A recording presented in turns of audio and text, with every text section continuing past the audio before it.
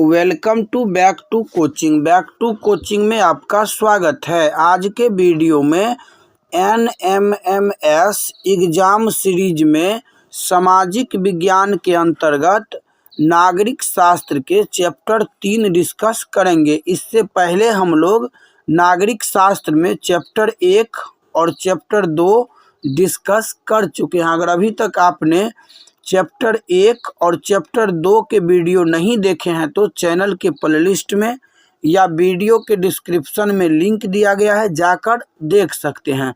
अगर अभी तक आपने मेरे YouTube channel back to coaching को सब्सक्राइब नहीं किए हैं तो सब्सक्राइब कर लीजिए, क्योंकि यहाँ ऐसे ही ज्ञानवर्धक वीडियो लाता रहता हूँ। तो चलिए शुरू करते हैं क्वेश्चन नंबर 1 से। पहला क्वेश्चन दिया गया है यहाँ पर, संघ सूची में राष्ट्रीय महत्व के विषय होते हैं, इन विषयों पर कानून कौन बनाता है? राज्य सरकार, केंद्र सरकार, संयुक्त राष्ट्र संघ या केंद्र शासित प्रदेश? इसका जो सही आंसर होगा वो हो जाएगा विकल्प दूसरा, केंद्र सरकार।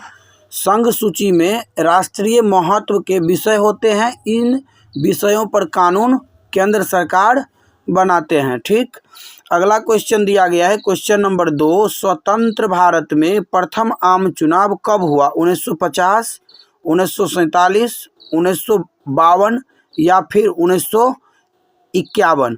तो इसका जो सही आंसर होगा वो हो जाएगा विकल्प चौथा, 1951। स्वतंत्र भारत में प्रथम आम चुनाव 1951 ईस्वी में हुआ था।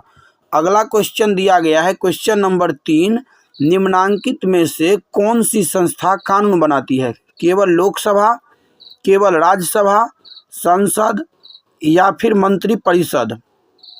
इसका जो सही आंसर होगा वो हो जाएगा विकल्प तीसरा, संसद। संसद के द्वारा कानून बनाया जाता है। संसद का कितने अंग होते हैं? अगर ये भी क्वेश्चन पूछा जा सकता है कि संसद के कितने अंग होते हैं, तो याद रखिएगा 3। कितने अंग होते हैं? 3, जिसमें पहला हो जाएगा लोकसभा, दूसरा राज्यसभा और तीसरा हो जाएगा राष्ट्रपति। लोकसभा, राज्यसभा और राष्ट्रपति तीनों को मिला करके संसद बनती है। ठीक, अगला क्वेश्चन दिया गया है क्वेश्चन नंबर 4, कार्यपालिका किसके प्रति उत्तरदायी होता है? न्यायपालिका, विधायिका, संविधान, इनमें से कोई नहीं?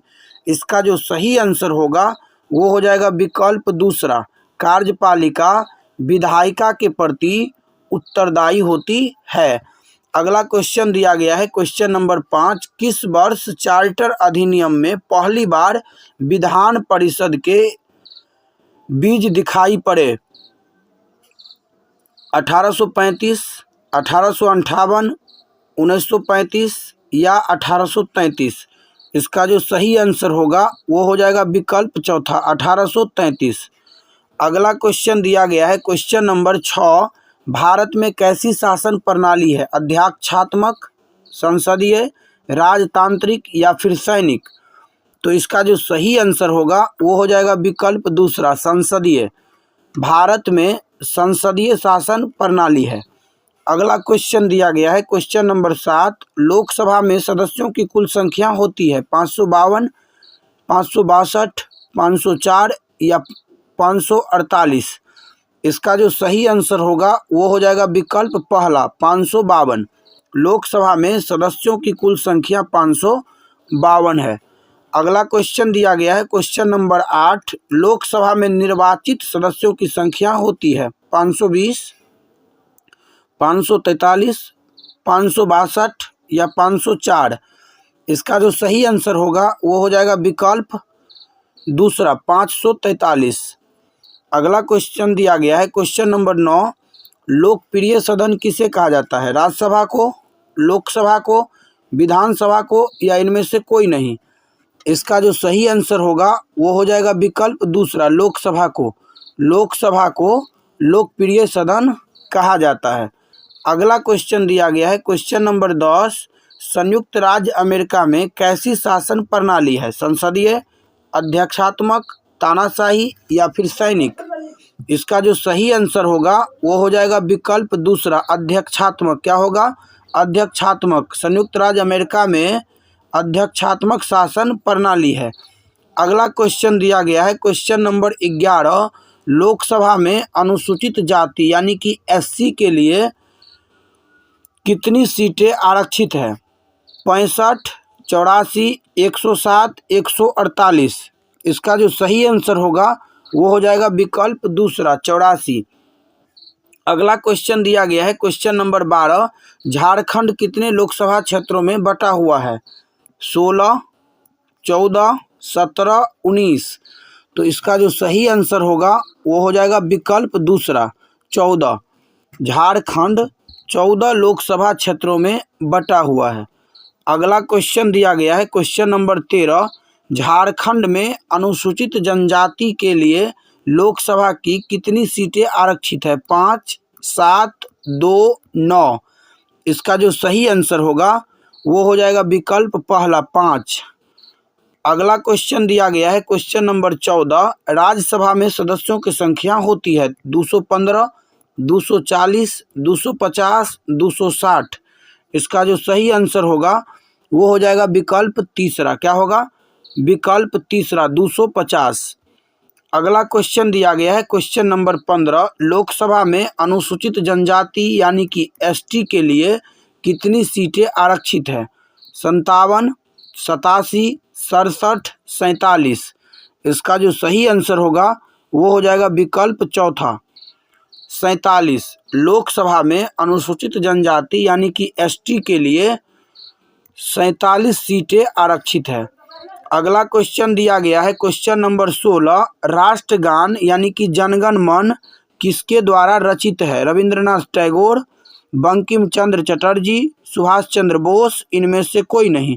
इसका जो सही आंसर होगा वो हो जाएगा विकल्प पहला रविंद्रनाथ टैगोर। रविंद्रनाथ टैगोर के द्वारा जनगण मन गाया गया था। अगला क्वेश्चन दिया गया था, देखिए यहाँ पर क्वेश्चन नंबर 16 जो दिया गया है, राष्ट्रगान जनगण मन किसके द्वारा रचित है? यानी कि जनगण मन की रचना किसके द्वारा किया गया था? तो आंसर हो जाएगा रविंद्रनाथ टैगोर। अगला क्वेश्चन दिया गया है क्वेश्चन नंबर 17, अस्थाई सदन किसे कहा जाता है? लोकसभा, राज्यसभा, विधानसभा, इनमें से कोई नहीं। इसका जो सही आंसर होगा वो हो जाएगा विकल्प दूसरा, अस्थाई सदन राज्यसभा को कहा जाता है। और लोकसभा को क्या कहा जाता है? तो लोकसभा को अस्थाई सदन कहा जाता है, क्योंकि लोकसभा जो है प्रत्येक 5 वर्ष के बाद भंग हो जाया करती है। अगला क्वेश्चन दिया गया है क्वेश्चन नंबर 18, राज्यसभा राष्ट्रपति द्वारा मनोनीत सदस्यों की संख्या होती है, यानी कि राज्यसभा में राष्ट्रपति द्वारा मनोनीत सदस्यों की संख्या कितनी होती है? 15, 12, 13, 20। इसका जो सही आंसर होगा वो हो जाएगा विकल्प दूसरा 12। राज्यसभा में राष्ट्रपति के द्वारा 12 सदस्यों को मनोनीत किया जाता है। और ये क्वेश्चन NMMS एग्जाम में कई बार पूछा गया, इसीलिए इसको याद रखिएगा। अगला क्वेश्चन दिया गया है क्वेश्चन नंबर 19, ये तो खैर इसका ऑप्शन ही गलत है। अगला क्वेश्चन दिया गया है क्वेश्चन नंबर 20, राज्यसभा के सदस्यों का कार्यकाल कितना होता है? 4 वर्ष, 5 वर्ष, 6 वर्ष, 3 वर्ष। इसका जो सही आंसर होगा वो हो जाएगा विकल्प, इसका जो सही आंसर होगा वो हो जाएगा विकल्प तीसरा 6 वर्ष। राज्यसभा पूछा जा रहा है तो राज्यसभा के सदस्यों का कार्यकाल होता है 6 वर्षों का। तो आशा करता हूं कि क्वेश्चन नंबर 1 से लेकर के क्वेश्चन नंबर 20 तक आप सभी को समझ में आया होगा। तो वीडियो कैसा लगा कमेंट में ज़रूर बताइएगा। अगर वीडियो पसंद आया हो तो लाइक और शेयर ज़रूर करिएगा। अगर अभी तक चैनल को सब्सक्राइब नहीं किए हैं तो सब्सक्राइब कर लीजिए, क्योंकि यहाँ ऐसे ही ज्ञानवर्धक वीडियो लाता रहता हूँ। तो मिलते हैं अगले वीडियो में, तब तक के लिए जय हिंद, जय भारत।